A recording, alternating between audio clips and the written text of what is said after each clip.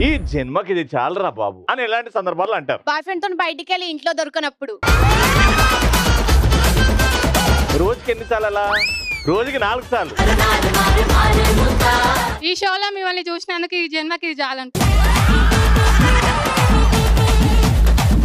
రవి నీ కోసం కొన్న చీర, నా పేరు హీరా. ఏదో తేడాగా ఉందేంటి? సారీ, నా కోసం. ఒక సినిమా పేరు. We can't identify anything అసలు. మీరు చెప్పినప్పుడు క్లాస్ కూడా మాకు అట్లనే ఉంటుంది.